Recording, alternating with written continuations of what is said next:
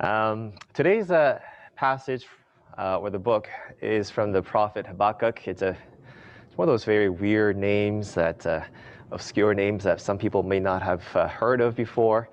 It is a very fascinating and interesting book. It's one of those books you can sit in one sitting, 10 minutes max, and it gives a lot of great insight about the human condition and the way that we struggle with doubt and disappointment.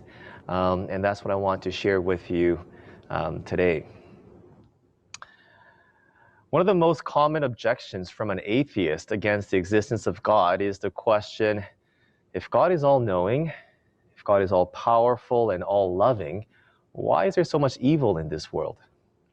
And the argument will go on something like this.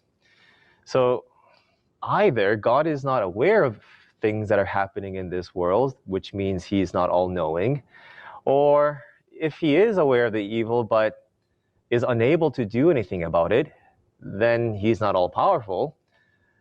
Or if he knows about it and he has the ability to do something to right the wrong and get rid of evil, but he just chooses to not do it, then he must not be all-loving. And so therefore, since there is evil in this world right now, there must not be such thing as an all-knowing, all-powerful, and all-loving God. This question and this kind of objection is not something that's new.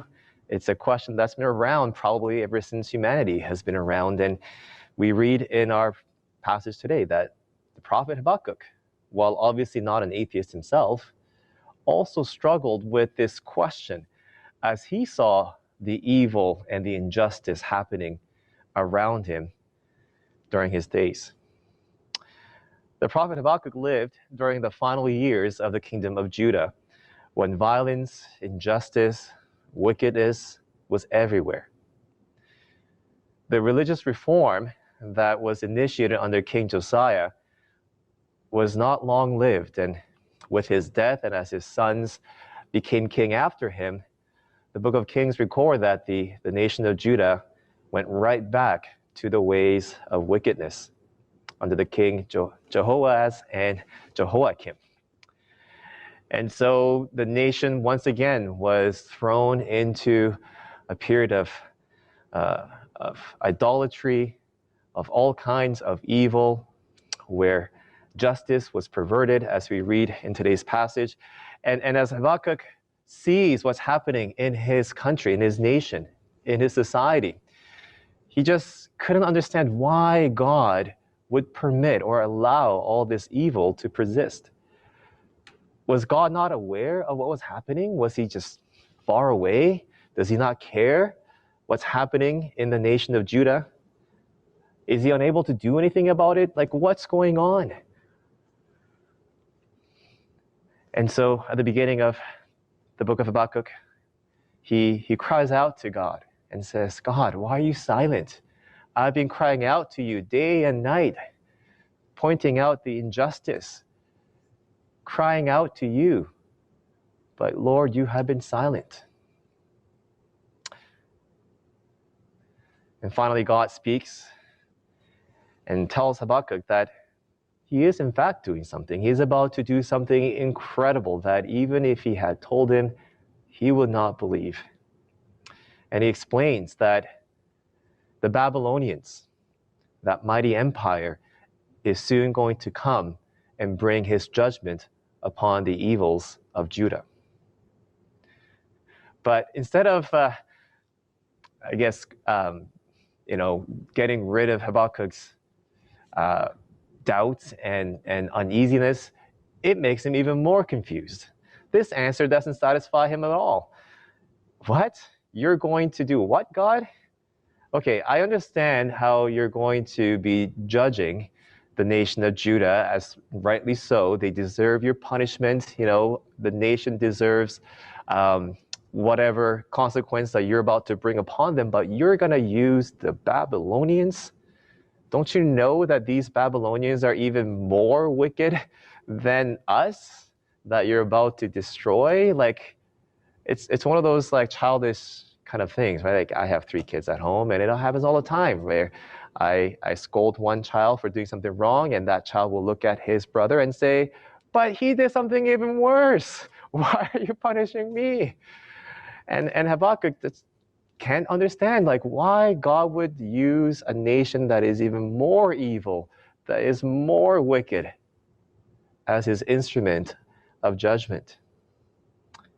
And so for poor Habakkuk, he was confused and upset when God was silent and seemingly inactive. But when God does announce his plans and when he sees God moving, he's even more confused and upset. This is his problem. Number 1, why is God inactive? Why is he silent? Why does he not hear his cries? And second, when he does do something, why does he do it that way? Why does he answer my prayer in the way that he did? I'm sure some of you can relate to this conflict, relate to the prophet Habakkuk. There may be those of you who have been crying out to God for a long time in prayer, but for some reason God seems to be silent. And maybe you even have started to question and doubt whether he even cares.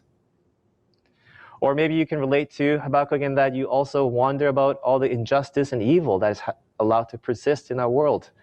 Right? You turn on the news, you read the newspaper, you see all of the evil that just seems to go unchecked. Why are there so many people suffering from diseases? I mean, we're all going through this horrible outbreak of COVID that has killed millions and millions of people. Why are there so many natural disasters that sometimes just seemingly arbitrarily wipe out entire villages or communities? Why are there so many famines where children die of hunger, and wars and crimes and poverty and on and on? We see the great injustice and evil, and we just can't help sometimes but wonder why a loving God would permit these things to continue. Or perhaps you're confused when God does answer your prayers because it's not the way that you had hoped for or that you'd expected. Perhaps some of you are asking the question, why is God doing it this way? That's not what I asked for. That's not what I needed. That's not what I wanted. I wanted to go that way. Why is God making me go this way? Why is that door opening when I was asking for the one over there to open? Why is God doing something that I don't understand? If you have or are asking these questions, if you have ever been or are confused and disappointed with God, then you are certainly not alone. I don't know if you've heard of an author by the name of Philip Yancey, but he's one of the most well-known Christian writers of our time, who wrote dozens of very popular books about Christian life. And of all the books that he wrote, probably one of the most popular book is a book that's called Disappointment with God, subtitled 3 Questions No One Asks Aloud. This book, I did a quick research, apparently sold more copies than any of his other books, which goes to show that there are many people who are struggling with doubt and disappointment. The main message I want to share with you today, my main point, is not to tell you that you shouldn't have doubts. Come on, you are a Christian. You need to have faith. You should not be disappointed with God. That's wrong. That's not the message today. In fact, there are so many examples in the Bible where people express their disappointment, doubt, frustration, and even anger towards God. Let me just share a couple of examples. In Psalm 44, the author writes, "Awake, Lord. Hey, wake up, God. Why do you sleep? Rouse yourself. Don't reject us forever. Why do you hide your face and forget our misery and oppression? Right? He's like, wake up, Dad, God, what are you doing? And of course, the well-known Psalm of David in Psalm 22, where he says, my God, why have you forsaken me? Why are you so far from saving me, so far from my cries or anguish? My God, I cry out by day, but you do not answer. By night, but I find no rest. See, God doesn't tell us to not doubt or not get angry or frustrated, but he does say to cry out to him, to express our fears, our doubts, our uncomfortableness. Because in this world, for many reasons that I don't have time to go into, we are going to experience situations where we just simply can't understand why God is silent or why God is doing the things that he is doing in our lives. And so what I do want to share with you today are not the answers. Of course, I don't have the answers to all of your questions, your doubts. I can't speak on behalf of God why he chooses to do things the way that he does. But I just wanted to share with you some suggestions that hopefully will help you to navigate through the disappointments and the doubt that you might have as we look at how the prophet Habakkuk dealt with his struggles and the questions that he had. So the first thing that I want us to remember is, well, that we need to remember. While there are many things about God and what he is doing that we cannot understand, there are other aspects of God that we do know and that we do believe. For the prophet Habakkuk, while he didn't know and understand why God was silent in the midst of all the evil that he was seeing, and couldn't comprehend why God would ever use people like the Babylonians as his instrument of judgment, there were some of the things that he did know and believed to be true. If you look at chapter 1, verse 12, he states that he believes that God was everlasting. He knew that God is an everlasting God, that he didn't simply disappear one day. He was there in the beginning, he is there now, and he will be with us forever. In the next verse, Habakkuk remembers that God is good, that God is too pure to look on evil and cannot tolerate wrongdoing. He trusts in the goodness of God. He knows that to be true.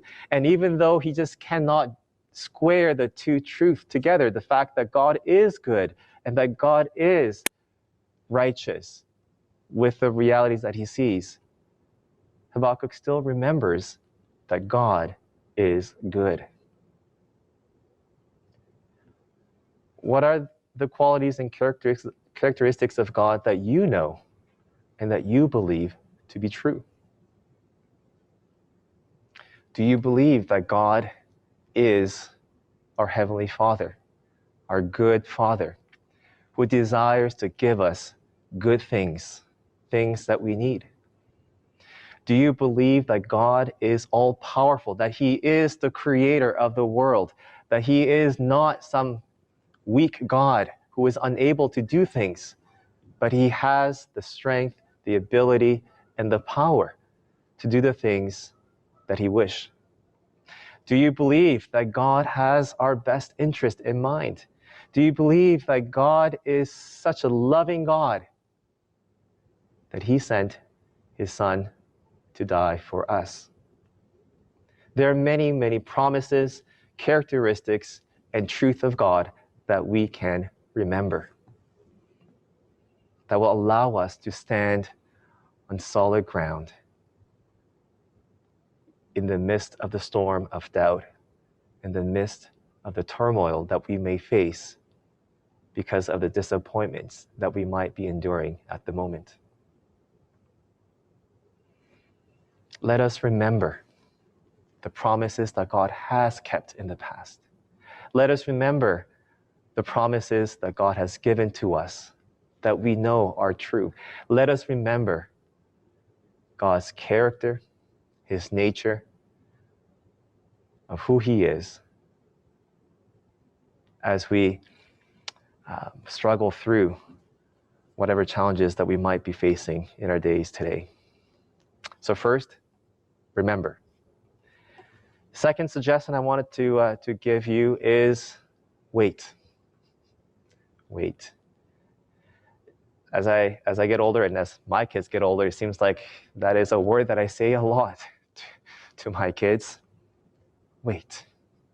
Just wait. Dad, I'm hungry. Wait. Dad, I want to get this Lego. Well, wait. Waiting sucks, yes, right? We are a society that is growing more and more impatient, thanks to technology, thanks to just how comfortable our lives are, relatively speaking, compared to the rest of the world. Waiting is not easy, but it is something that is essential. And when we look at chapter 2 of Habakkuk, in verse 1, he says, I will take my stand at my watch post and station myself on the tower and look out to see what he will say to me, and I will answer concerning my complaint. And so here the prophet uses this imagery of a watchman who is standing at his post, probably on the city wall. In those days, you would have watchmen guarding the city wall and the city gates in the middle of the night in case enemies would attack in the middle of the night. And they would just stand there and wait for the morning to come, at which time they can be relieved of their duties. And this passage reminds me of Psalm 130, verse 5 to 6, where the psalmist says, I wait for the Lord, my whole being waits, and in his word I put my hope. I wait for the Lord, more than watchmen wait for the morning. More than watchmen wait for the morning. People say that hindsight is 20/20 because after things have happened, when we look back in the past, oftentimes we have a clear vision or a clear understanding of why certain things happened the way it did. And sometimes we don't know why God does the things he does, or why he delays it, why he stays silent sometimes.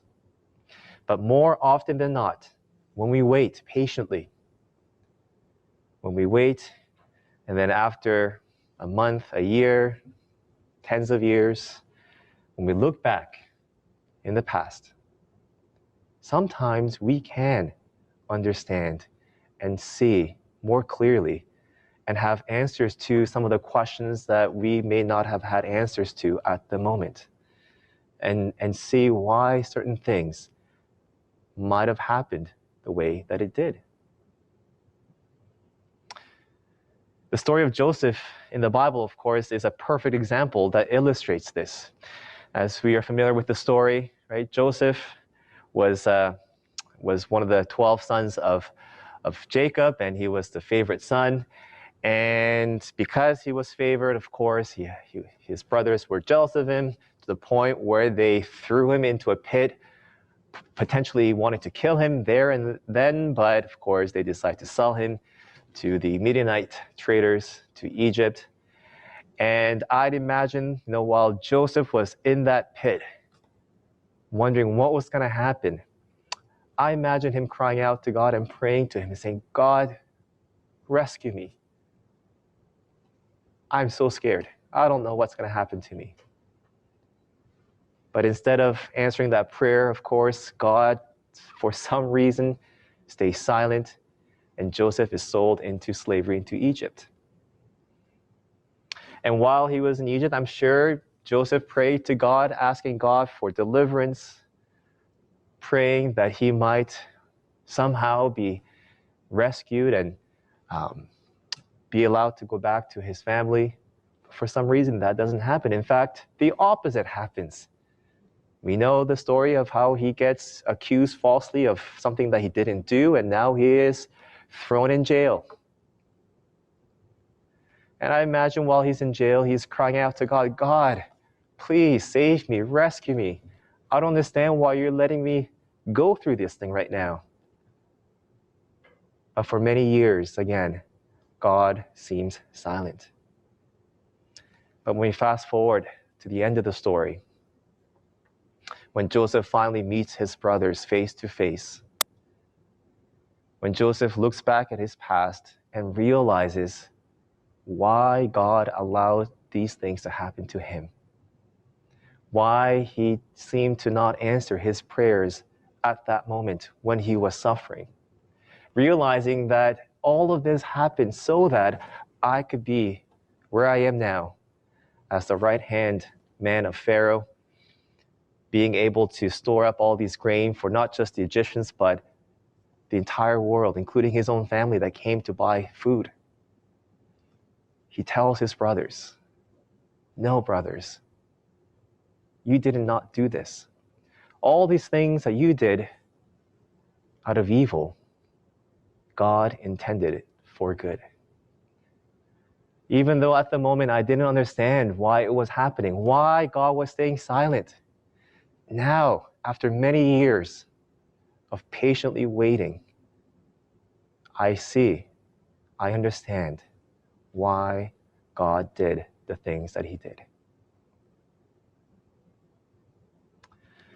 In Psalm 40, the psalmist says, I waited patiently for the Lord. He turned to me and heard my cry. He lifted me out of the slimy pit, out of the mud and mire. He set my feet on a rock and gave me a firm place to stand. Sometimes the answer to the question of why God is doing the things that he's doing, why God is not doing anything, sometimes the answer is wait patiently for the Lord.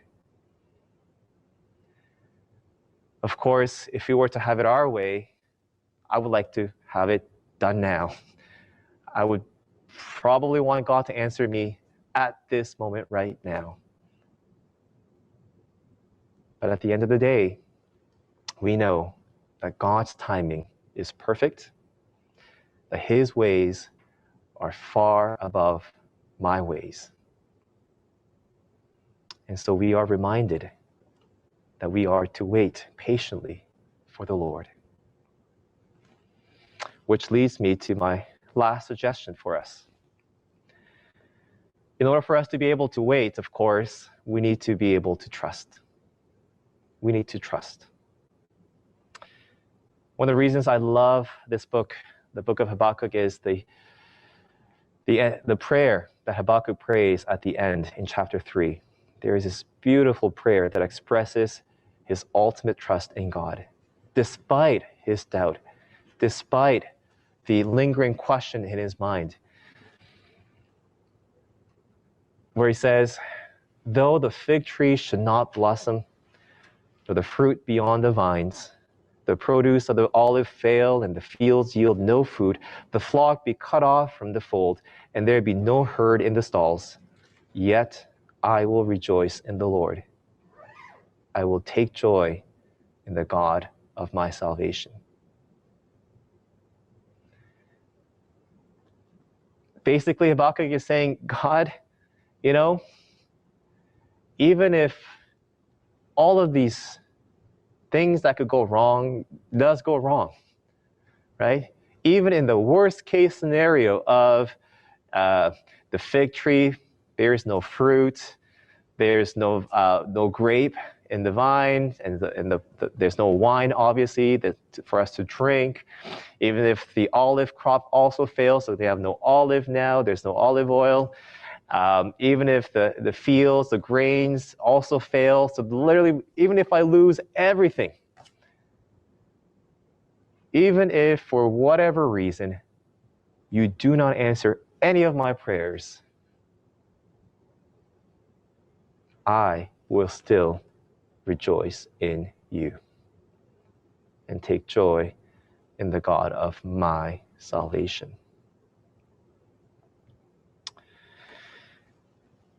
When we remember who God is, his character, his love, the way that he keeps his promises over and over again, when we wait patiently for God to fulfill his sovereign plan, to reveal himself in his perfect timing, while we're doing that, can we trust that God will pull through in the end? And of course, to trust in God means to have faith in him. And this is why it also says that the righteous will live by faith. We are called righteous not because of anything other than us trusting in God and his promises. In the same way that Abraham was credited as righteous when he trusted in God, when he was told to just leave his house and travel to a land that he doesn't even know. In the same way that Noah trusted God and built the ark even though he had no idea why he was doing this. And we can go on and on with all the other people in the Bible that trusted in God despite not having the answers. And I also think of the three friends of Daniel. Another magnificent, wonderful prayer of trust when they say to the king, you know, King, we know that our God is able to rescue us. We remember who our God is. We know that our God is powerful, that if he is willing, that he is more than capable of rescuing us from the fire. But even if he does not, for whatever reason, even if he chooses not to do it, even though he is able to, we will still not bow down to your idols, O King. That is the kind of trust that God is looking for, that he wants from us. It is that faith that allows us to say, you know, God, I don't know why you're doing this. I don't know why you're not answering my prayers. I don't know why my life is going in this direction, even though I really, really wanted to go in that direction. I'm confused. I'm angry. I'm frustrated. But, God, I still trust in you. That trust, that faith is what God is asking for us. He's not asking for us to not have doubts. He's not asking for us to not be angry or frustrated. It is just a human reality that it's the world that we live in. But what he is looking for is that childlike faith that says, Dad, I don't know why you're doing this, but I know that you're good. I know that you love me. I know that you care about me. And so, I'm just going to trust you as I wait patiently for you. Even though I say this to you, I'm not saying this because I find this easy myself. I know it's not easy waiting. I know that some of you are probably going through challenges and heartaches and pain that sometimes seems unbearable. And so I hope you don't take this as like, oh, this is supposed to be easy. Why are you doubting? No, this is not easy. And I feel for you, those of you who are crying out to God day and night. But what I do want to, again, encourage you with is to remember that God is still good. And that as we remember his faithfulness in other areas of our lives, and ultimately we look at the cross of Jesus Christ, the ultimate sign, the ultimate example, the ultimate proof of his unconditional love for us.